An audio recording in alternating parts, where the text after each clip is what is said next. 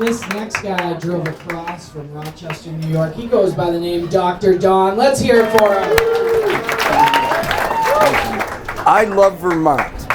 I'm a flatlander from Rochester, New York, but I've been coming up here 40 years. I'm up here celebrating a very personal milestone, and I thought, you know, who better to share it with than a room full of perfect strangers who probably don't give a shit. Tomorrow, and this is real, I'm celebrating 50 years of marriage. Thank you. 5 different wives, but the years have been consecutive, and I really deserve that applause. That's bullshit. Same wife, 50 years. Actually, it's 54 years, but after 50, you know, you just quit counting. I met my wife Stephanie when she was in grade school and I was in high school. You cannot do that anymore. You really cannot troll the grade schools for dates. They have cameras now. All right? 50 years, you know, people seem to be fascinated by that. And they want to know how. You know, they're curious about it. I was at a show in Milwaukee about 6 weeks ago, and the anniversary thing came up. And some guy in the front row raises his hand. Are there any teachers in here?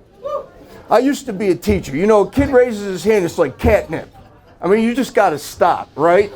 And you have to say, and I stopped. I said, dude, yeah, stand up. What can I do for you? You want to share it with the class? So this guy actually stands up. And he said, what's it like being married for 50 years? I'm sorry I asked him to stand up. I said, no, man, I don't know. You know, he was very earnest. He was a millennial type, 30-something. He probably really wanted to know. And I wanted to give him something to relate to. So I said, I don't know, man. You ever been under house arrest for life without the possibility of parole? It's kind of like that. He laughed. He thought I was kidding, you know, being a comic and all. I wasn't. Then he said, no, it's not really what I mean. And he did one of these. He said, I really want to know what's it like being with the same woman for 50 years. And he's doing this. So, I mean, you meet all kinds of people in this business. So I recognize what I have here. There's 2 choices. Either this guy's a spaz with a serious eye problem, or he's a millennial sicko perv into geriatric sex porn. I said, man, I don't know, you know. So now I'm a little annoyed. He's still standing up, by the way. I said, have you ever imagined leaving a piece of cheese on the kitchen table for 50 years? Smell's going to get a little funky.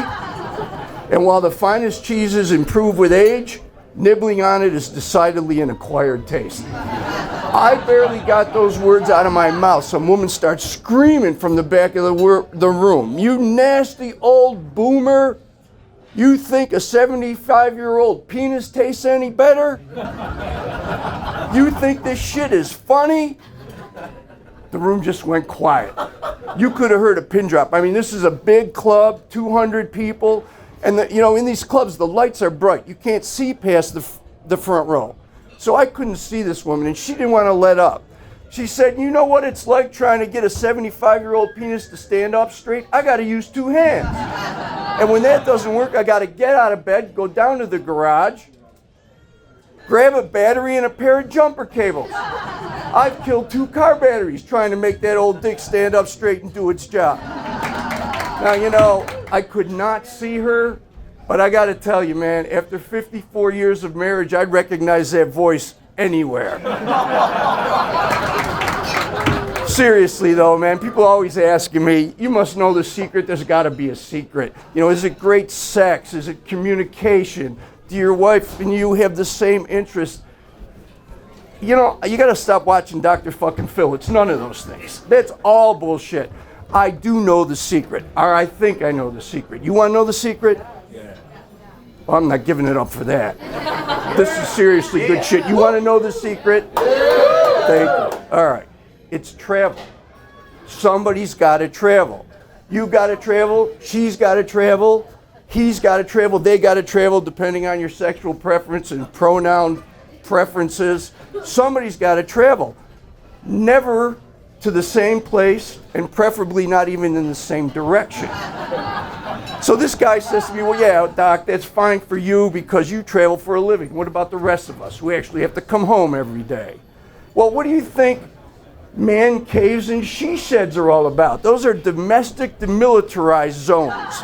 You gotta have some space. You gotta claim your space. Whether it's an attic or a basement, if those are full, get a closet. If your significant other won't even give up that much real estate without a fight that involves weapons, be creative. There's always an option. Anybody here live in a house with a porch?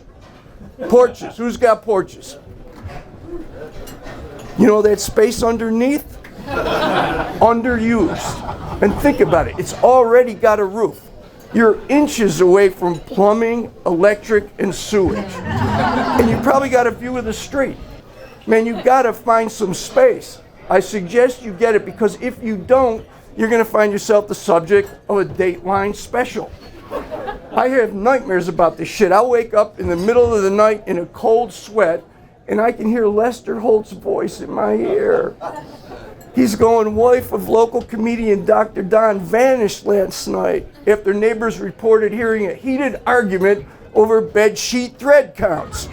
Stay tuned right after these messages for Tragedy Between the Sheets, a Dateline mystery exclusive.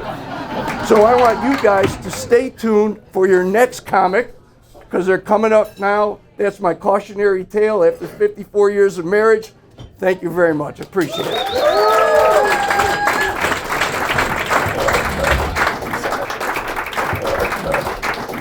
Dr. Don, everybody. Scaring the shit out of me.